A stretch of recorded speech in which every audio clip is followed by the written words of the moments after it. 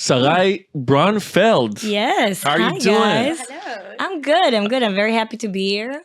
Yes. We're happy to Yes. have you. Thank you. I'm super excited. I have my new co-host, Yafa Abadi, the superstar, right next to me. And Yafa. Sarai from NFX. So Gigi was on this show, I think, probably 1 year ago, 2 years wow. ago, 1 year and a So half ago. before I became partner. Before, yeah, it was before you came partner, and but we knew you're gonna become partner. You just knew it. We just knew it. We Yeah. just had the sense. Maybe you told him to promote me or something. You owe me your job. Definitely. That's why I'm here, guys. That's why I'm here. So, like, it's not.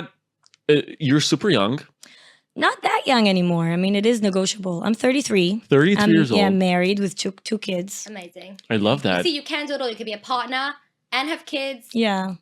Well, actually, I turned partner when I was 32. And I think I Googled if I'm the youngest in Israel.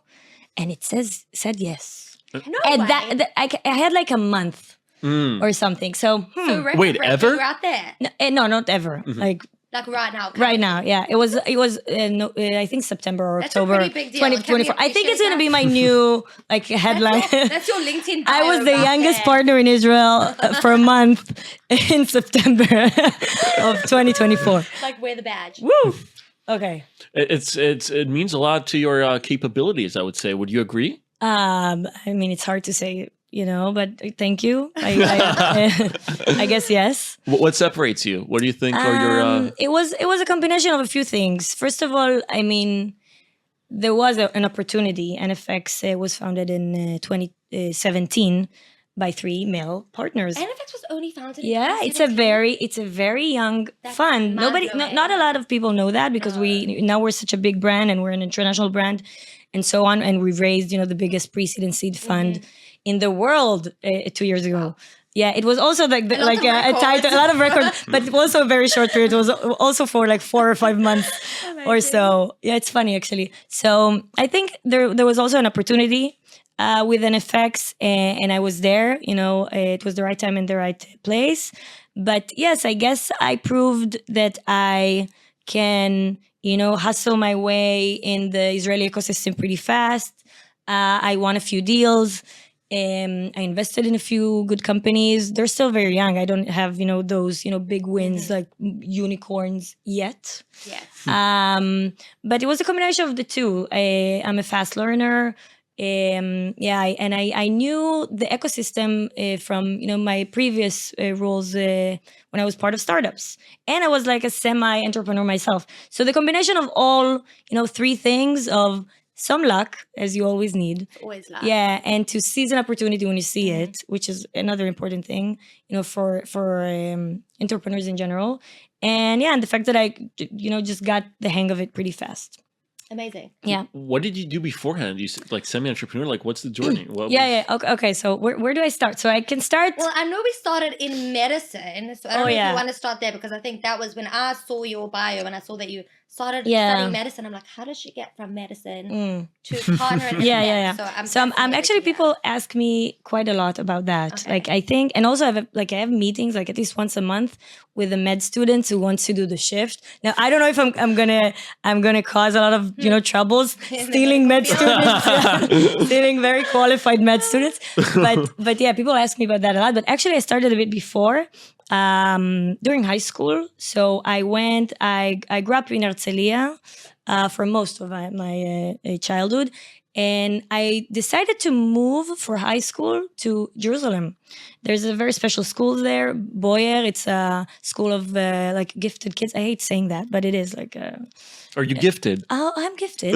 youngest partner for a full month. This is Come on. This is gifted, yes. Come on. Okay, Yafa, but you're also no gifted. You're very gifted. Very gifted. No, but no unicorns yet, guys. No unicorns yet. Yet. Until I'm gonna have at least 3 unicorns, I'm not saying gifted anymore.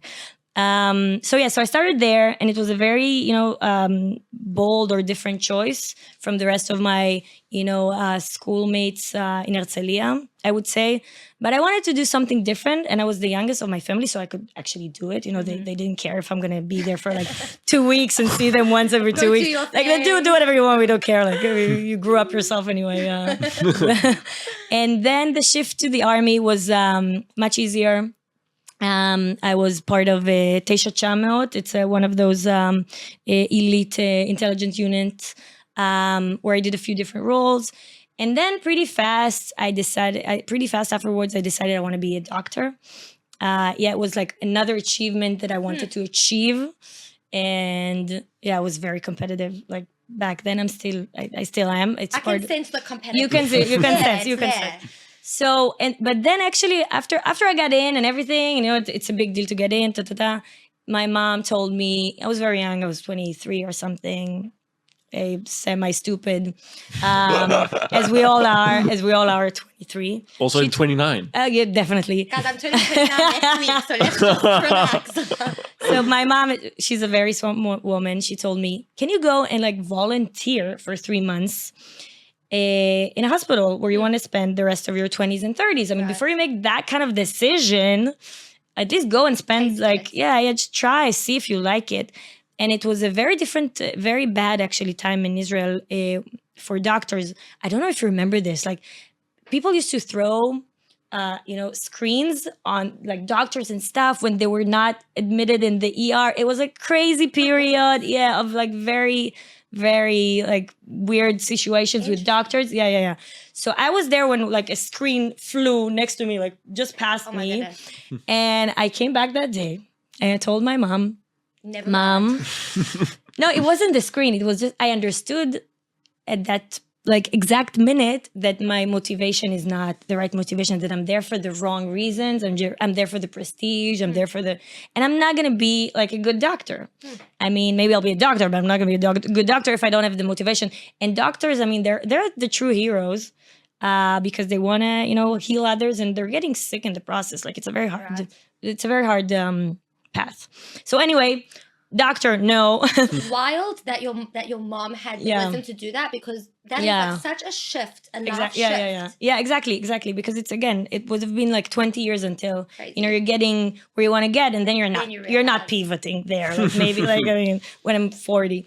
Anyway, so after a few years at med school, I decided I still want to be in that field. I mean, it was interesting for me, but not as an MD. So I said, okay, maybe a PhD. It's like a very, not similar, but it's another track that I can do, and I can still, progress from the same point where I was. And I did a master's in medical sciences at Tel Aviv University as well. It was cool. It was nice. I even have a paper at Nature, like in online. Nature. Yeah. You can find my paper. It's a protein that kills cancers. It's really, really interesting. But I understood there that I'm a people person. I cannot be they call it a hood, where, you're just with tiny plates with cells and bacteria. And I was like, okay, that's interesting. That's fun. Living organisms, but you can't exactly interact with them. Yeah, exactly. So I'm more of a people person. That's not my thing. And, by then you're 25, you're 26. I'm saying, okay, I don't really know what I want to do with my life.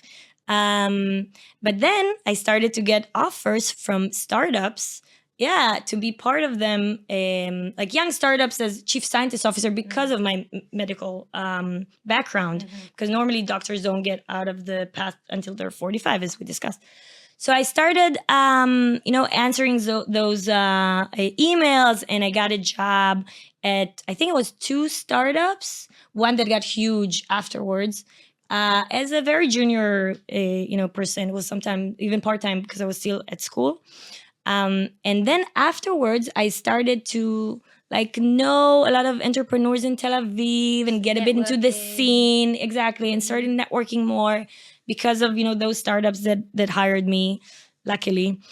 And I met 2 entrepreneurs who said, you want to join and build a startup with us? I was like, yeah, sure. Sounds like fun. I had no idea what I'm doing. I didn't even know what a VC means. Like I didn't know it's a venture venture capital. I had no idea. Wow.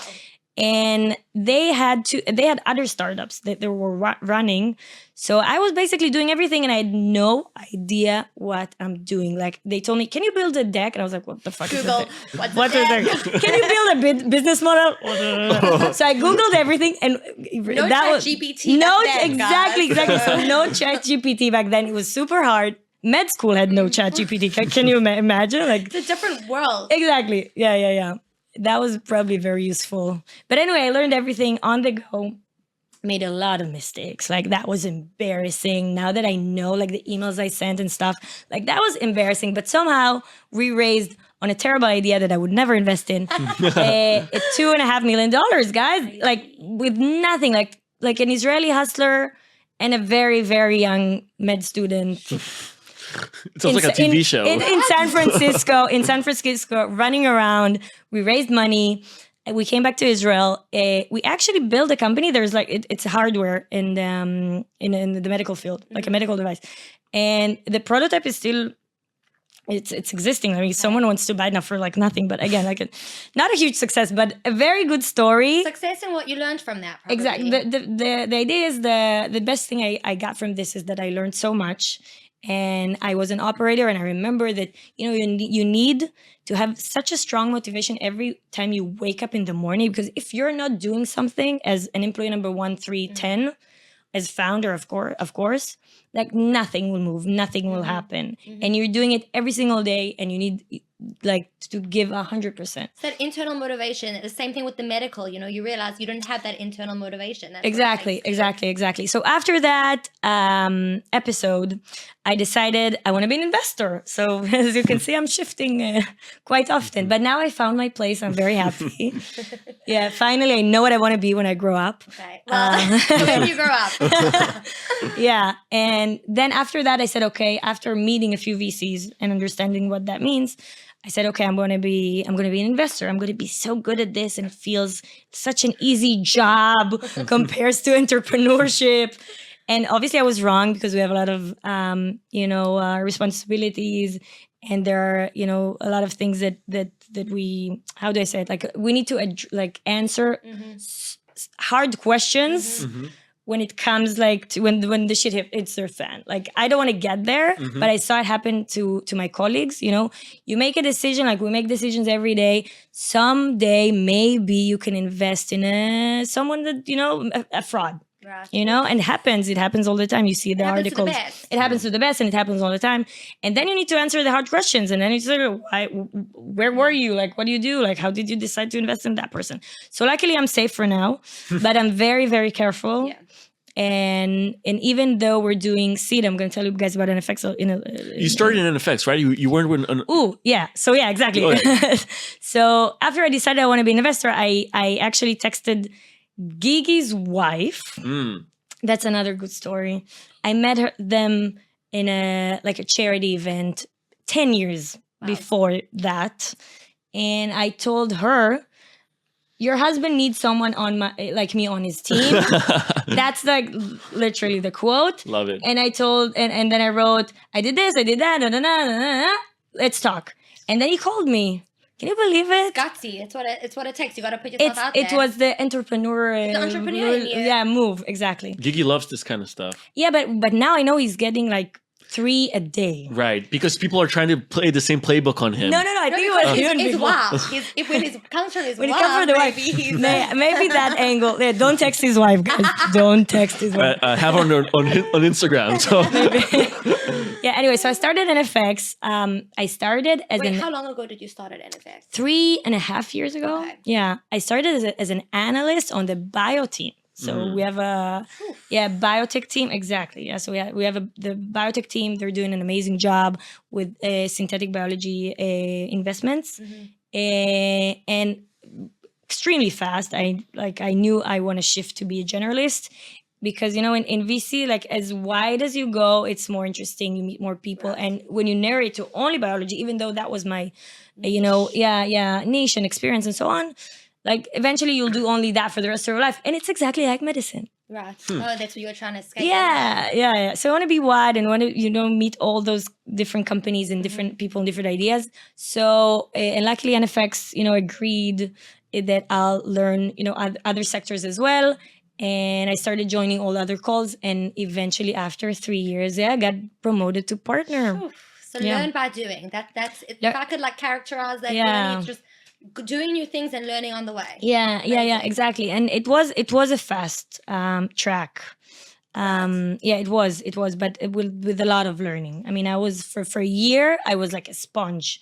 I call it the sponge period. You're like a ghost. Taking it. Yeah, taking it. You're sitting there for 45 minutes with like 10-minute meetings a day, 45 minutes each, back to back with founders telling you about their dream, about their life work. It's crazy, but it's first of all, yeah, it's like so much fun and so diverse and interesting. But it's like this period, like that year that I kept listening.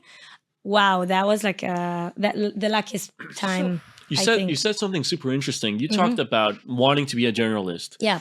And we interviewed so many investors on this show, and I find it completely fascinating that about 50% of them say how important it is for a VC to be like very niche and narrow, right? And the other 50% they want to be generalists. And when I think about it, like I would personally want to be a journalist, a generalist, not a journalist. I was a journalist. Are you pivoting again?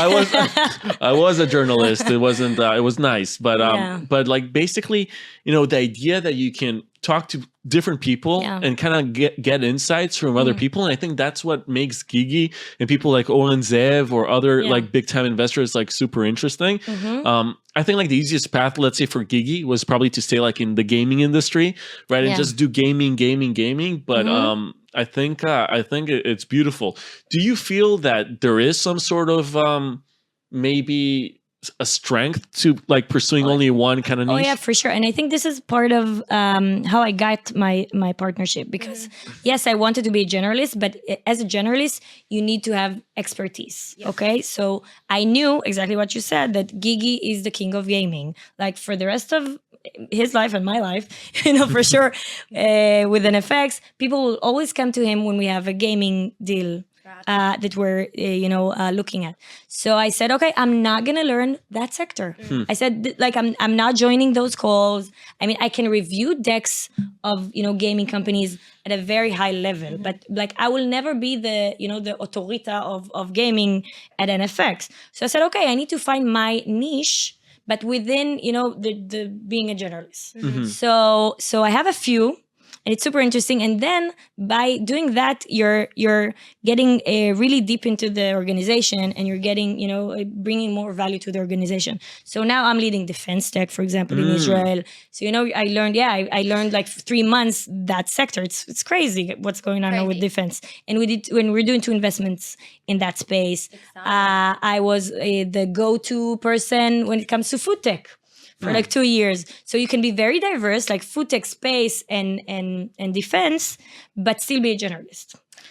I think another thing that I know it's early stage that you're investing in, and this is what I always think when it's like generalist versus specialist, is that at this stage, and tell me if you agree, that it's always said again and again that really the team, the founders, are the most important part of the journey. The product can pivot, the go-to market can pivot, but if you have a strong team, and it sounds like one of your expertise is people and understanding people. Yeah, and I'm for sure. That also plays into it. Yeah, definitely. So a few words about NFX. So we're doing only pre-seed and seed investments in Israel and in Silicon Valley. We are now 7 partners in both locations. 40% of the investments are in Israel, which is huge. We're now investing out of our 4th fund that we're announcing pretty soon.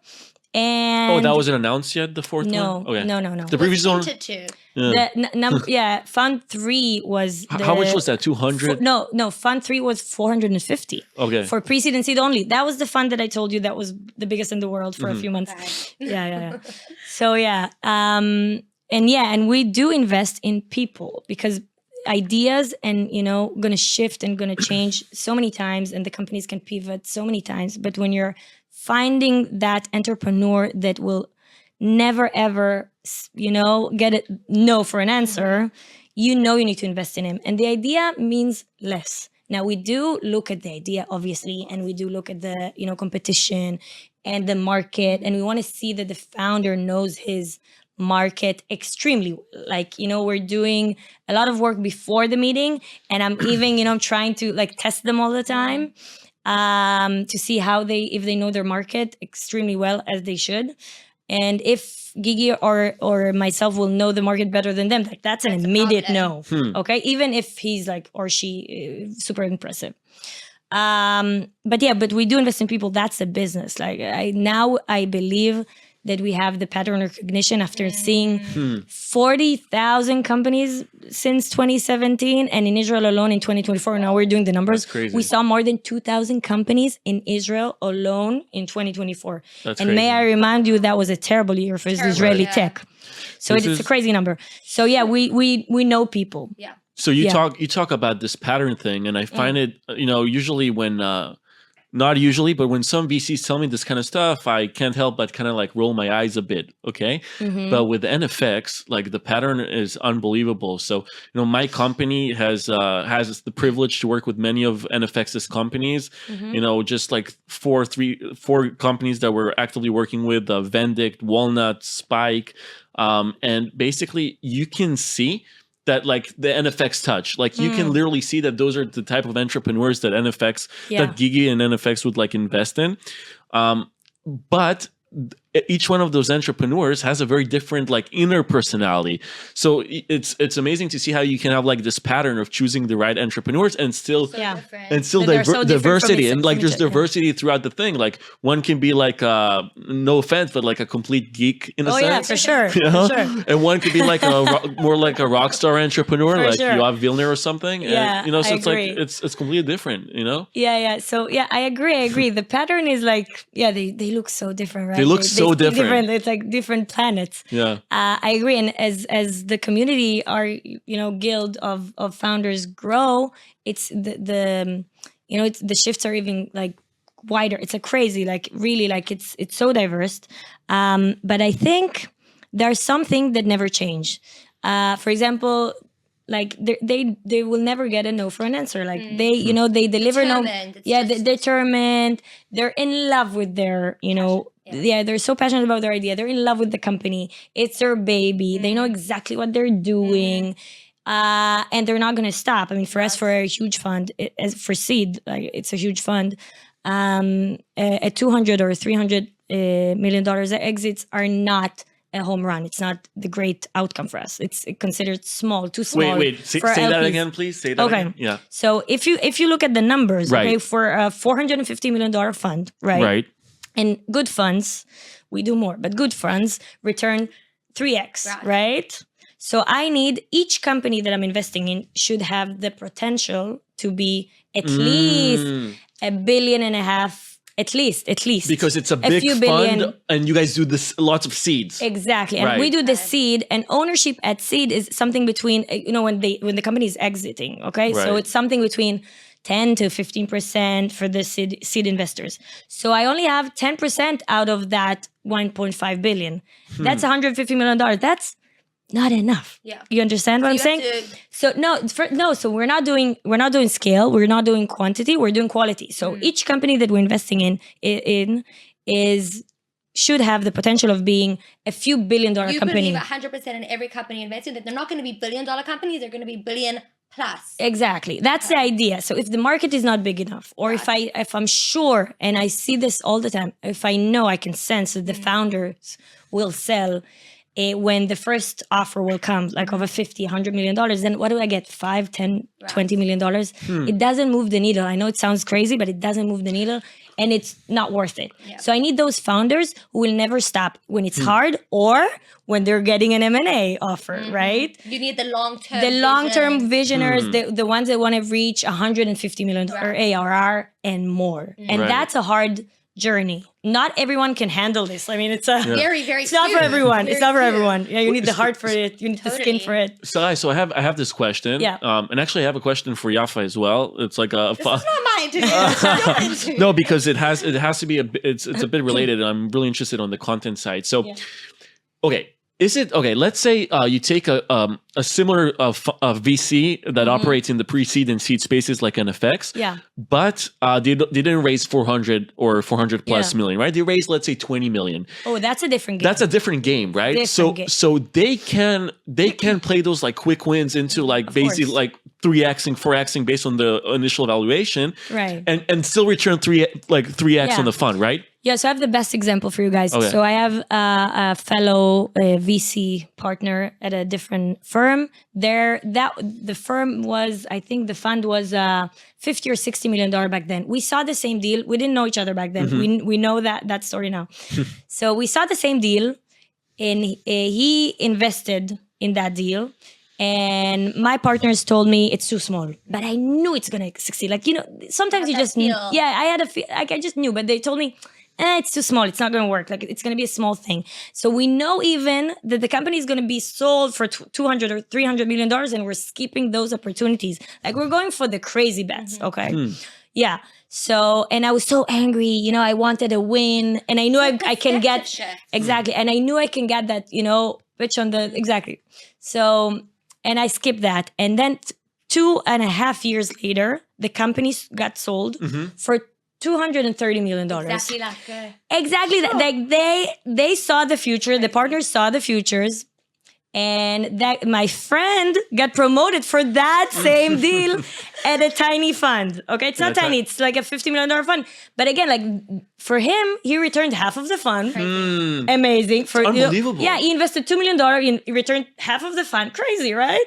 But for me, it would have been like, lunch money. You don't always think that the VC industry has so much like gray in what's considered good, what's not considered good, and the setup of the fund dictates so much the kind of founders you're looking for. Yeah. It's actually fascinating. Yes. Yafa, I'm actually quite interested. Like, you work with a variety of VCs in different types, and how does the content creation side, does it affect the content creation? Let's say a VC that only aims for very big wins. Would the whole messaging be different compared to someone who's just, you know what I mean? Firstly, 100%. I work with exactly these kind of micro funds that have 50 to 70 million, and their messaging and their strategy and the founders they're looking for are different to an NFX kind of founder. But I actually want to take this opportunity and talking about content and VCs to talk about NFX's content, because I started my career at my VC career at F2 as a content person, and back when they hired me for content, I was looking around content VC. There was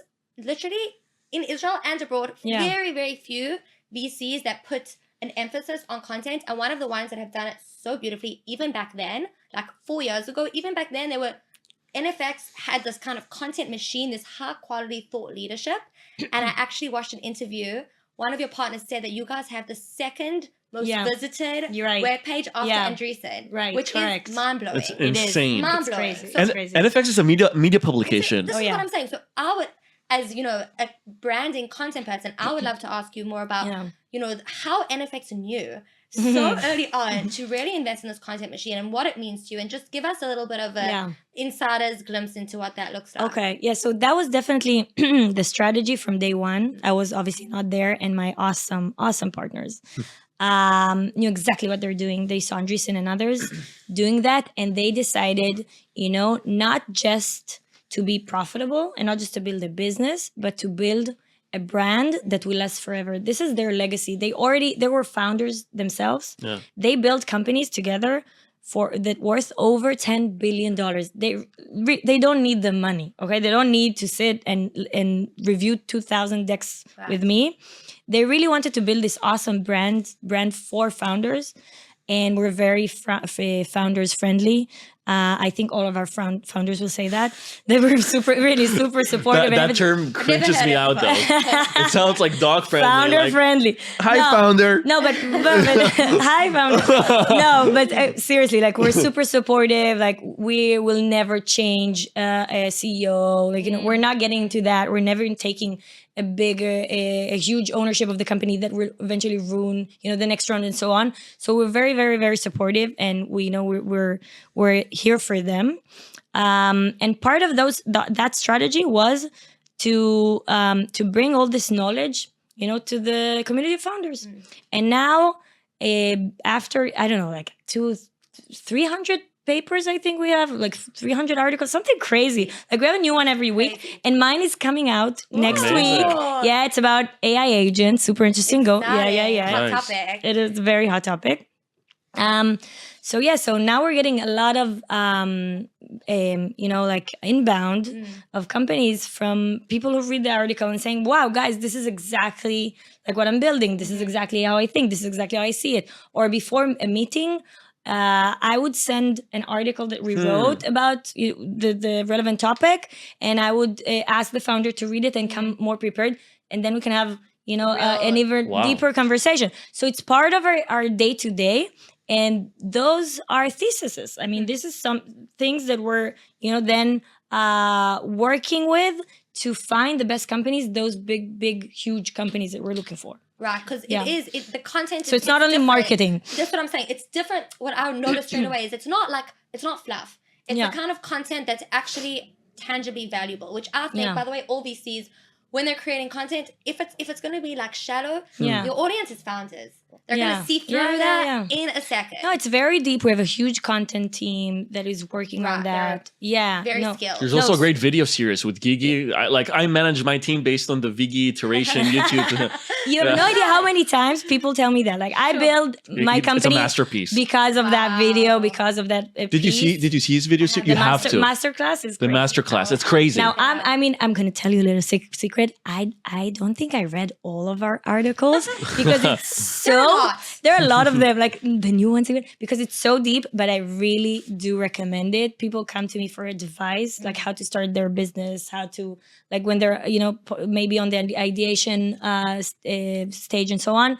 But really, like, go to the website and we have everything Scalable there. Support for all Exactly. founders. That's what it is. Exactly. And we invested a lot of money into this. Yeah. So it's Building really... a team like that? Yeah. That's resource heavy. Yeah. Another thing you guys have done, which is kind of like a massive growth hack, is, how's it called? Connect, NFX Connect, where you have like, you can go to NFX and you can basically search for a specific individual in the industry, and it shows who is like connected to him, and then you can, Yeah. So the guild. Okay.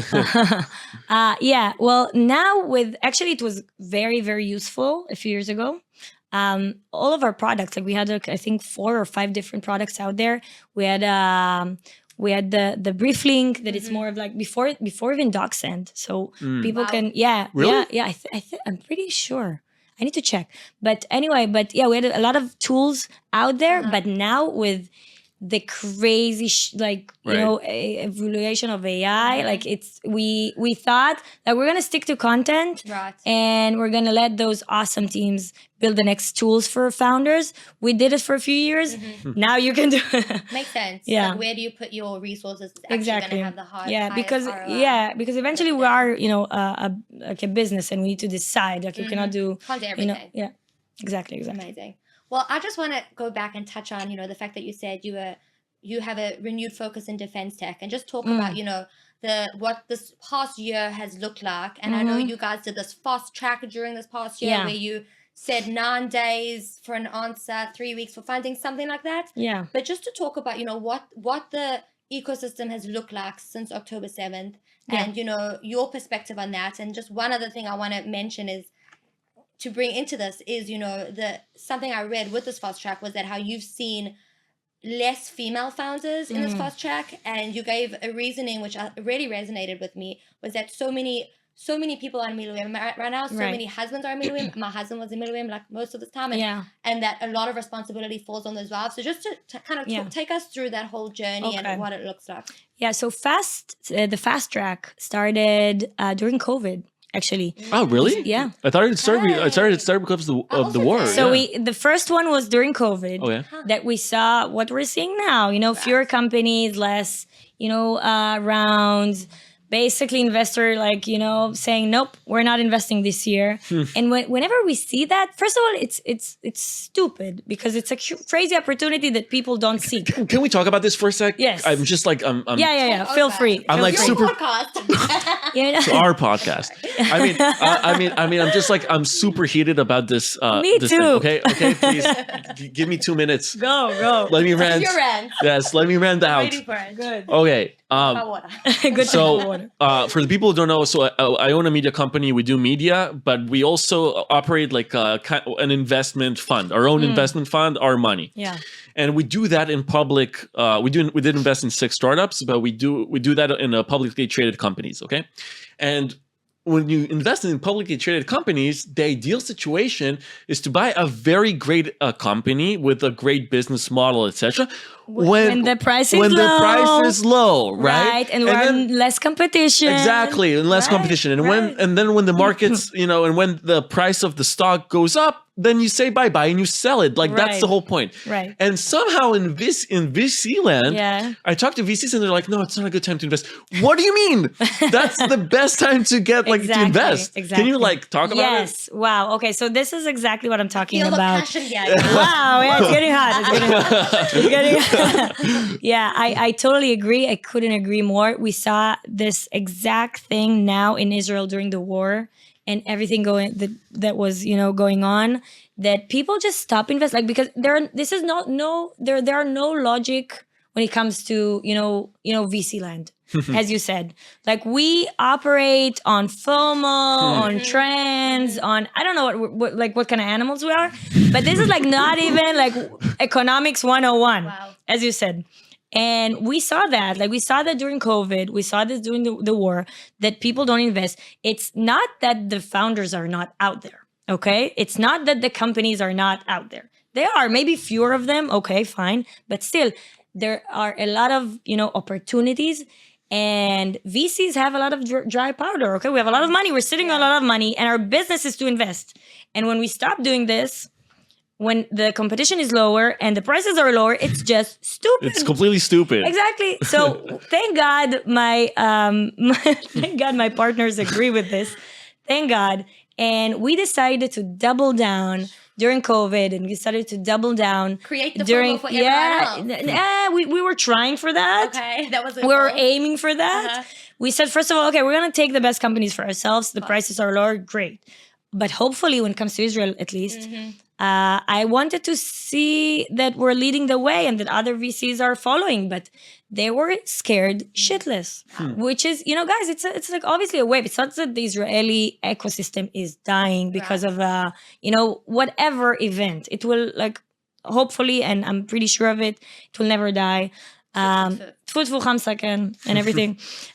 So we need to invest during those times, especially, and as Israelis, to support those founders and those companies that are, having a rough time. Right. But all of the great success stories, and I spoke to, I don't know, maybe 25 unicorn founders by now, and we tell those stories on our website as well. They all had the period where nobody wanted to invest in them. They had no money in the bank. They were sure they're going to close next month, and then boom. So investors should, see those opportunities and just jump right in. Right. Yeah. That pattern recognition. Yeah. As well. Yeah. So Fast Track was. First of all, it was very hard for me personally. Because overwhelming. I mean, it was just a lot of work. Yeah. We had hundreds of applications and we had to answer within 9 days. And it's not business days. You set a hard bar for yourself. I know, and I keep doing this to myself, and I don't know why I'm doing it, but I guess I'm, Speed. It's working. Yeah. But yeah, so the motivation was the same as COVID, and we found awesome companies, really, and great teams. And we saw that, founders are a bit hesitant to reach out because of those low periods. And we reached out to them, and we got the Fast Track out, and we got hundreds of applications. And the process was very tiring, but super fun. And I saw the shift. I saw that founders, they were on the fence, say, okay, why not? It's a fast track. I would get a no or yes or no in 9 days. Why not try? Why not try? I mean, yeah. So yeah, a lot of good deals came out. I think we invested in 5 companies this year from Fast. Sure. Yeah. That's amazing. In Israel. And we have the same track in the US. The same Fast Track in the US. We have one for all the US campuses. Okay. The Ivy League campuses. It's a bit different, but it's pretty similar for very early ideas of pre-seed. Mm-hmm. Yeah. And did you see, the fact that it's, the middle of the war? Yeah. Did you feel like some of those startups were kind of coming from solutions that might come from different motivations, I know defense. Yeah. So you asked about all the different motivations. Also, the emotional needs of people, rehabilitation. Did you see kind of a shift in the solutions? Oh yeah, for sure. So exactly. So I think the the entire hype around defense, we saw that hype, obviously. We see every hype, and then we're investigating. Right. And we're getting to the bottom of like every hype. And we never, even during COVID, when, you know, the valuations were crazy, like we never follow that. Like we do have our own way of thinking, which I'm very proud of as a fund. And same when it comes to defense. Like we saw a crazy hype in Israel. We understand the rationale behind it. Like the fact that, you know, a lot of people from Miluim saw, you know, a huge problem and thought of a solution. And those are people from tech. Those are people from, you know, from our software companies. Young kids. It's Miluimnikim. Yeah, exactly. From tech. Like they know the ecosystem. They understand how to build a company. They understand the market. They just don't understand that market. So we knew that a lot of people out of also tzionut, you know, will go to defense. So that's another like wave that we're seeing right now. Right. It's not the old school defense companies. It's those new generation. Exactly, new generation. So we got deep into this. We're investing in 2 companies now. Okay. Super proud. It's not going to be a core sector, obviously. But we're still going to do our, you know, gaming and prop tech and fintech and marketplaces and everything else. Not going anywhere. Yeah. But it's very interesting. Like we did with space, and our space companies are very successful, guys. Yeah. Amazing. Who are they? Like, no, space tech is something that I feel it's so exotic, right? It's so exotic. Yeah. I hope. Actually, I'm looking for space tech in Israel. If you're listening, come to me. Founders, come to me. But those are American companies. Okay. Amazing. Sarai, thank you so much for taking the time. It's so much fun. Yeah, you know, we could continue. Yeah, we should do a round 2 for this for sure. Let's do round 2 when the 2 defense tech startup that we invested in are successful. And then I can tell you guys they are super successful. Now we can say you're gifted. Then I can say I'm gifted as well, maybe. Oh yeah. No, actually, you know what? You enjoyed it? I'm enjoying the conversation with you, yes. Awesome. Yafa, thank you so much. You awesome interviewee. תודה רבה לשניכם. Partner. ותודה לשניכם. Sarai, thank you so much. And go follow her on LinkedIn, right? This was amazing. I really feel like I learned so much sitting with you. So. You're amazing. I love your vibe also. You're one of a kind. Thank you. Wow, guys. Come here every day. I'm coming. Just, every time. Thank you.